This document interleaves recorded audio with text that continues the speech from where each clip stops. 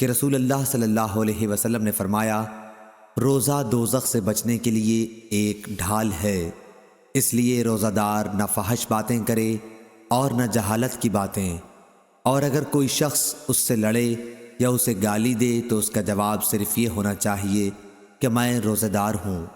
یہ الفاظ 2 مرتبہ کہہ دے۔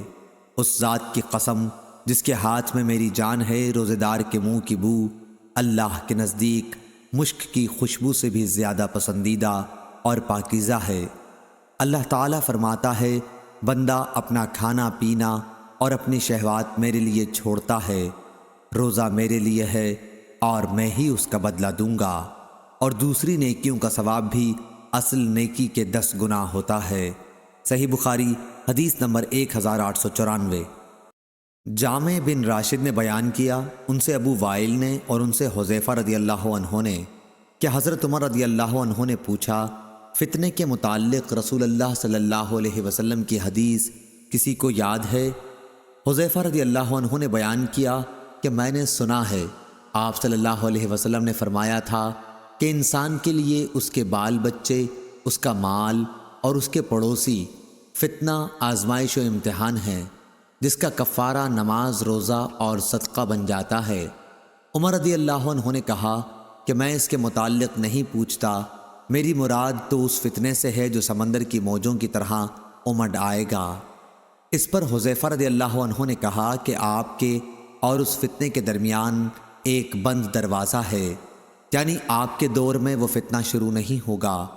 عمر رضی اللہ عنہ نے پوچھا، وہ دروازہ کھل جائے گا یا توڑ دیا جائے گا؟ حذیفہ رضی اللہ عنہ نے بتایا کہ توڑ دیا جائے گا۔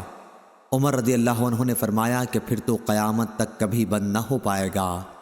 ہم نے مسروق سے کہا، آپ حذیفہ رضی اللہ عنہ سے پوچھئے کہ کیا عمر رضی اللہ عنہ کو معلوم تھا کہ وہ دروازہ کون ہے؟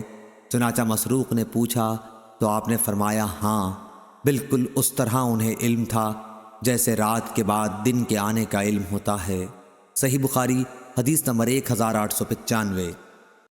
ابو حازم سلمہ بن دینار نے بیان کیا اور ان سے سہل بن سعدی رضی اللہ عنہ نے کہ رسول کریم صلی اللہ علیہ وسلم نے فرمایا، جنت کا ایک دروازہ ہے جسے ریان کہتے ہیں، قیامت کے دن اس دروازے سے صرف روزے دار ہی جنت میں داخل ہوں گے، ان کے سوا اور کوئی اس میں سے نہیں داخل ہوگا۔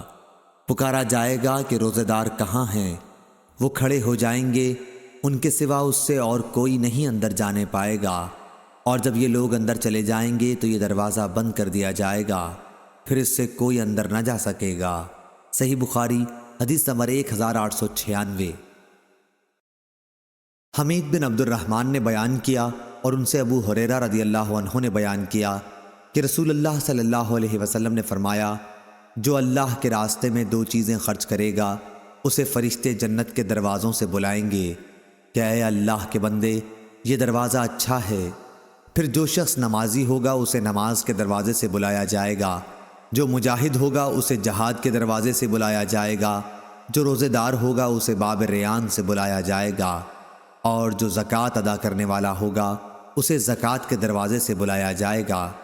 اس پر ابو بکر رضی اللہ عنہ نے پوچھا، میرے ماں باپ آپ صلی اللہ علیہ وسلم پر فدا ہوں، یا رسول اللہ صلی اللہ علیہ وسلم، جو لوگ ان دروازوں میں سے کسی ایک دروازے سے بلائے جائیں گے، مجھے ان سے بحث نہیں، آپ یہ فرمائیں کہ کیا کوئی ایسا بھی ہوگا جسے ان سب دروازوں سے بلایا جائے گا؟ آپ صلی اللہ علیہ وسلم نے فرمایا کہ ہاں، اور مجھے امید ہے کہ آپ بھی انہی میں سے ہوں گے۔ صحیح بخاری حدیث نمبر 1897۔